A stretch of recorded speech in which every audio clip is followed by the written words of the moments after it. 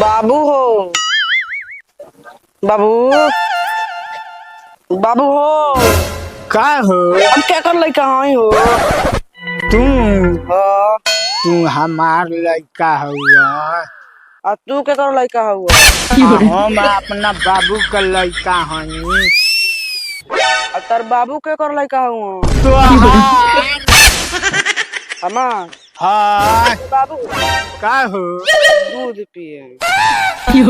ए तो हम दूध पियाए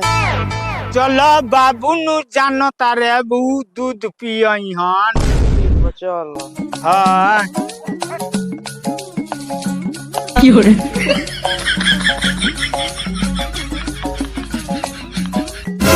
बाबू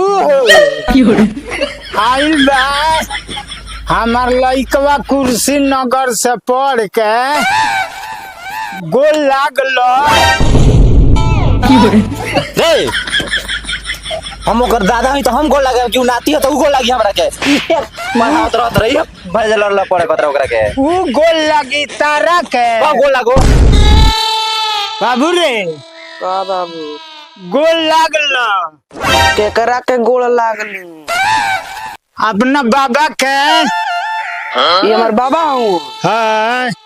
तार बाबू हुआ तो हमरे बाबू भइला ना ना हाँ हमार बाबू हवन तो ताहर बाबा भइले अच्छा बाबा लगी हम हाँ लाग लेतन गोल लागता नाती हमर संस्कारी बा पढ़न बा जैसन तू लइका पैदा कइलो ओइसने इहो पैदा कइले बा हमरा दोस्त बा हां जैसन तू पैदा करबो वैसन जन्म हम पैदा कर हने हने असि खाला बड़ा करे सब पकड़ो ल तोरा से कोई लल्ला कौन तरह का मास्टर का पढ़ावल बार सरे है ना अच्छा तो रहता तोरा से कोनो कमजोर नहीं थे तो लेके तोरा खाने अरे ई तो कम बकलोल रहला एकरा से बकलोल त ई डबल बकलोल का ओकरा के सिखोले बड़ा आ कहां पढ़ा के भेजले हम तो बकलोले रह गए गोड़ में का हमर चप्पल निकाल लेला त भला मूड़ी पर रखला त गोड़ छू के गोड़ लागल जरा बढ़िया से नहीं कैसे सिखोले तार मास्टर ठीक बा हे त ते अपन चप्पल का निकालता रे कोई न कोला साफ बकलोल रह जाई रे का सिखोले बड़ा का कहां पढ़ा के भेजले रहला अच्छा ई बताओ काना स्कूल में पढ़त लियो कुशीनगर स्कूल में अरे कुशीनगर तो जिला का नाम है स्कूल का नाम बता स्कूल स्कूल काना क्लास में पढ़त रहल काना कक्षा में पढ़त रहल काचा पहले बन कक्षा पहिलो ठीक रे अरे ले के भागत लइका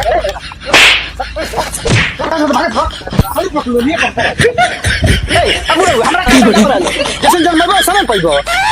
सब तारे खेला वाला कइलो सब हमरा खेला बेला कइल ए कोखी में अपने ऐसा लइका जन्मौले बारू अरे वो बिया पतो या वो ऐसा जन्मौले बिया जो पहले पतो या बोला के लिया बैठ हम लेके आओ तो बोला लिया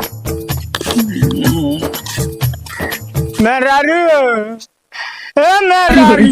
का ऐसा लइका जन्मौले बारू जे बाबू एकरा के पांजा में धो के पटक के मरले हो मेहरारू बाबू के बाबू मारले हम रे हम तो मेहरारू आई के तोर माई है रे हाय अच्छा माई हटाओ माई रे बाबू के बाबू मारले हन काय खातिर मारनी है पापा जी पूछा तो रहले हन तो ये दुके न गबड़ा बतावल तो रहल चली तो हम पूछा तनी पापा जी से ए फिर या तो अपना बाबा के लगता फिर बकलोली मत करी ए पतवा तू का सिखल बा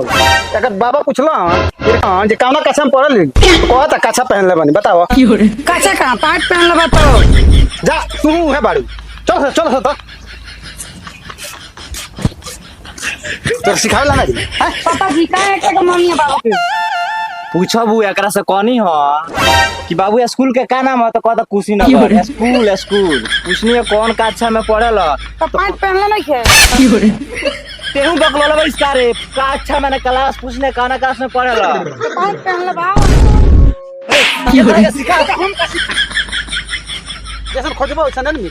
हम ही खोज ले बनी पतोहिया के कब के खोज लेबा? गोई रहलू तो कहत रहू, अरे बाप रे बाप हमर पतो बड़ा सुंदर बिया, हमरा के खूब सेवा पानी करी, हाथ पैर दबाई, बड़ी समझदार बिया। ए तो केहू जाला तो सुंदर न देखेला।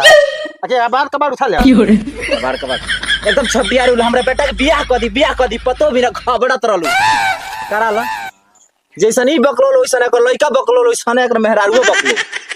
हम कौन सी बकलोल बनी पूछे हमरा से, हम कान नहीं की बताओ तू बकलोल नहीं खू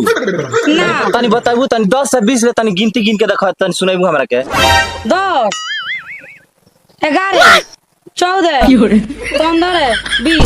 हमार माई बता दो, हमार माई बता दो तनी अब दम तनी तनी कोहन तनी बकलोल बिया। जा खूब पढ़ल लिखल वाले सब जाना, उ सब छोड़ो सा ना तो हम पगला जाम, तनी के बात सुनम नहीं तो पगला जा। का करे लियो घरे बता, स्कूल में पढ़त रहली कुछ नहीं तो घरे का करे रहली हस बता। हम घरे आनी दूध पिए। अरे तो तोर उम्र बा दूध पिए वाला, पढ़त रही स्कूल में जाके अभी दूध पियबे। दूध ना पी मत पी। रे तोरा क्यों कुली उल्टा सीधा कहत नहीं बोले के? सीधा बोलता है उल्टा कहां बोलते हैं? अबे उल्टा वाला में तो देख लिया क्या बोले। क्या उल्टा बोल के तनी बोलता उल्टा तब बुढ़ऊ छोड़ा के नहीं बकलोल लगा गई तू एकने के चक्कर में बकलोल हो जीवा। चल चल तू पूरा जा। हमरा बुखार लागल बा कोनी बात सुन के।